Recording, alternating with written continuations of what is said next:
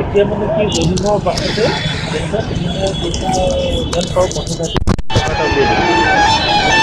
তাৰপিছত আৰু চৰকাৰখন যিহেতু থাকিবই থকাৰ লগে লগে কি হ'ব তহঁতৰ মানে কিবা আৰু এইটো বিভিন্ন ধৰণৰ কামবিলাকটো আহি গৈছে বাহিৰৰ ৰঙা সঁচাকৈ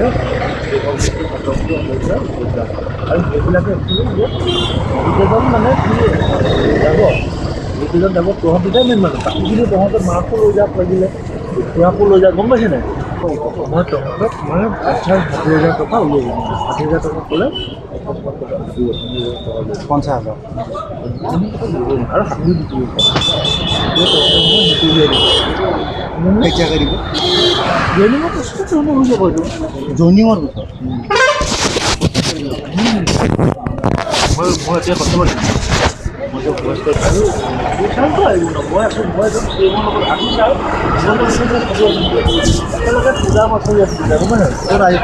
দীৰ্ঘ প্ৰায় 2 বছৰ পূৰ্বৰে পৰা মোৰ হিৰণ্য পাটোৱাৰীৰ লগত সম্পৰ্ক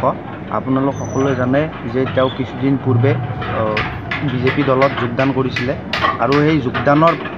পিছৰে পৰা তেওঁ মোক প্ৰতিদিনে প্ৰায় 4-5 বাৰকৈ ফোন কৰিছিলে এই মই সমগ্ৰ বিষয়টো নস্যাৎ কৰিছিলোঁ কিন্তু পৰৱৰ্তী সময়ত তেওঁ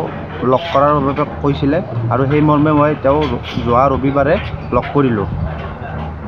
লগ কৰাত তেওঁ মোক 70,000 টকা বিজেপিত যোগদান কৰিলে 70,000 টকা আৰু প্ৰতিজনৰ বাবদ 100 টকা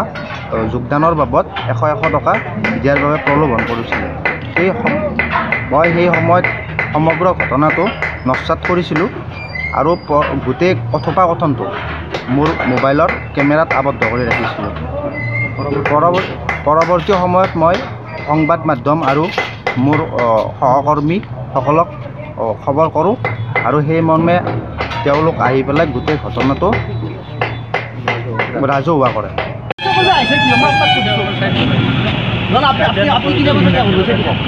কিমান টকা 70,000 দিম বুলি কৈছে 70,000 যে 3 কোটি টকা লৈছিল তাৰে প্ৰমাণ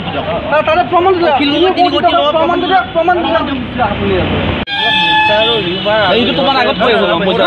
অংশুমান শৰ্মা দিব যে অংশুমান শৰ্মা স্যাৰ ৰিউমাৰ এইবিলাক টকাটো হৈছে ৰেকৰ্ডিং আছে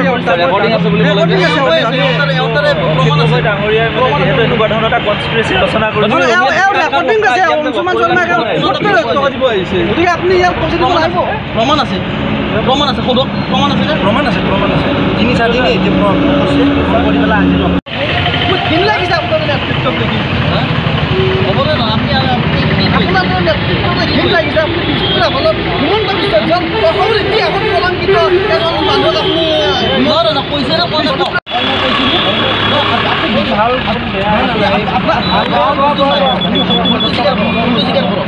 এইটো প্ৰমাণ আছে কৰক আৰু কি হিতবাদৰ কথা কৈ পেলাই হিতবাদৰ কথা কৈ পেলাই